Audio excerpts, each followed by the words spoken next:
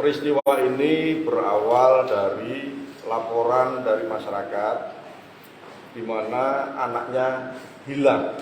Ya. Saya ulangi, laporan ini diawali oleh aduan masyarakat tentang anak hilang. Dari laporan tersebut, polisi melakukan penyelidikan dan ternyata anak hilang tersebut sudah ditemukan dalam keadaan meninggal. Dan kita lakukan penyelidikan, kita kembangkan, akhirnya kita ketahui bahwa hilangnya anak tersebut karena dibunuh oleh seseorang. 2 pelaku sudah kita tangkap dan kita tahan. Adapun peristiwa ini saya bagi menjadi 3 aspek. Kita lihat dari 3 aspek. Aspek yang pertama adalah aspek sosiologis, di mana keluarga tersangka ataupun pergaulan tersangka ini diwarnai oleh hal-hal yang negatif. Contohnya, tersangka mengkonsumsi konten negatif di internet tentang jual beli organ tubuh.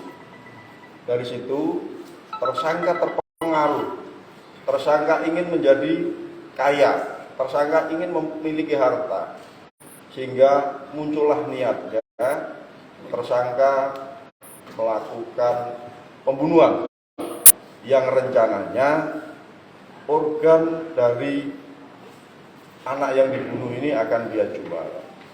Ya, dari aspek sosiologis.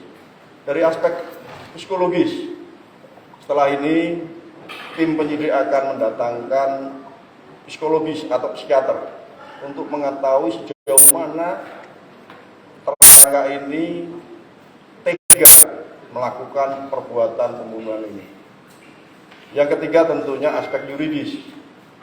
Pihak kepolisian sudah mengkonstruksikan pidana ini kita jerat dengan pasal pembunuhan berencana, pembunuhan dan Undang-Undang Perlindungan Anak, Undang-Undang Nomor 23 Tahun 2002. Yang ancamannya hukumannya karena ini pelakunya adalah anak-anak, tentunya dikurangi setengah. Itu saja yang bisa saya sampaikan.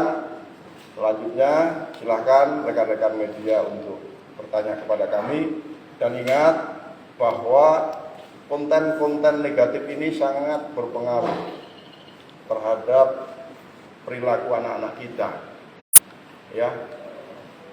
Anak-anak kita sekarang ini tidak lepas dari berita dunia maya. Namun hal yang negatif seringkali dilakukan dalam kehidupannya sehari-hari. Inilah contoh penggunaan konten internet yang tidak tepat sasaran. Demikian, terima kasih. Dan apakah dia betul-betul murni berpikir sendiri untuk melakukan hal itu, ataukah dia bagian dari jaringan? Kemudian yang kedua, kira-kira berapa hukumannya kalau misalnya dilakukan normal pada orang dewasa? Jadi tadi saya sampaikan bahwa ini akibat mengkonsumsi konten internet yang tidak tepat. Ya. Yang bersangkutan tidak punya jaringan, tersangka ini tidak punya jaringan. Cuman karena motif ekonomi, yang bersangkutan ingin menunjukkan ke orang tuanya bahwa yang bersangkutan ini bisa mencari uang, makanya dilakukanlah perbuatan tersebut. Ya, apabila ini dilakukan oleh orang dewasa, ya hukumannya pasti hukuman mati. Namun karena anak-anak, nanti hakimlah yang akan menentukan karena ada aturan tersendiri dalam persidangan yang mana pelakunya adalah anak-anak. Bang, ini kan sebelum melakukan kejahatan ada katanya aplikasi yang web yang dia ikuti. Apakah akan dilakukan penelusuran tentang website itu?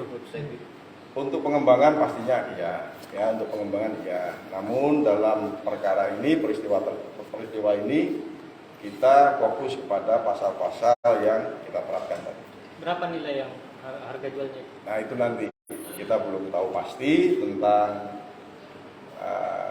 apa yang sudah didilkan dengan mereka. Bang, waktu pelaku mengeksekusi korban ini, orang tuanya tidak ada di rumah atau bagaimana? Ya, pada saat si pelaku melakukan niatnya yaitu membunuh si korban, memang rumah tersangka dalam kondisi kosong, tidak ada siapa-siapa. Pak, karena tadi dibilang tidak ada jaminan sejauh ini, apakah berarti penyelidikan ini hanya berhenti kepada mereka berdua?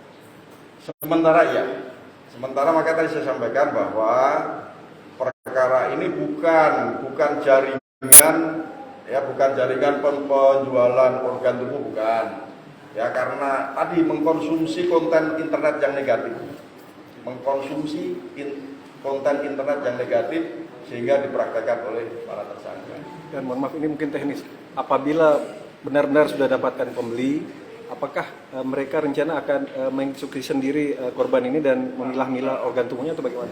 Jadi karena ini pelakunya anak-anak, sehingga karena pelaku anak-anak dan keterbatasan pengetahuan, jadi dia ngambil sisi enaknya saja. Dia belum pernah ketemu sama yang katanya mau beli. Dia juga belum memastikan di mana itu pembelinya, makanya sempat dia kebingungan ketika korban sudah meninggal. Nah, dia bingung mau diapain ini barang, akhirnya apa? Dibuang. Pak, apa saja organnya yang nanti akan dijual itu? Nah itu kan organ-organ nanti ya, rencananya kan organ mana kita belum dalami. Yang jelas ini baru pengetahuan yang pendek saja, sehingga langkahnya yang diambil pelaku juga pendek. Tapi masih lengkap, Pak?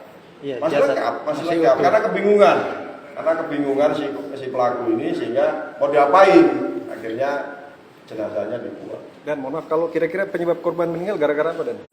Dicekik dan dibenturkan ya, korban meninggal dicekik dan dibenturkan.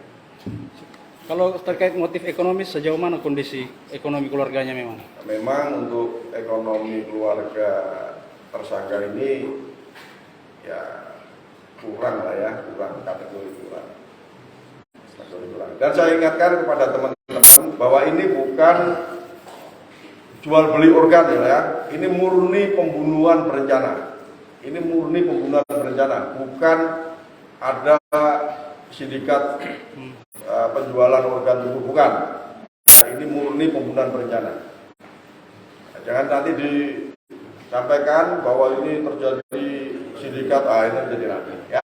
Nah, kalau itu diberitakan berarti rekan-rekan ikut menyumbang konten negatif.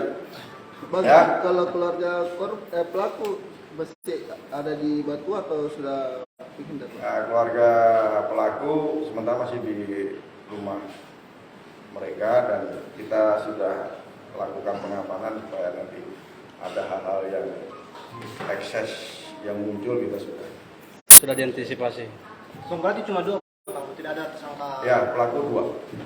Dan Oke. ini pelaku tidak ada gangguan kejiwaan mungkin atau Nah itu nanti tadi kan saya bedah ada 3 aspek. Nah, aspek psikologis nanti kita akan dalami apakah si pelaku ini punya kelainan atau apa kita ungkap. Oke ya.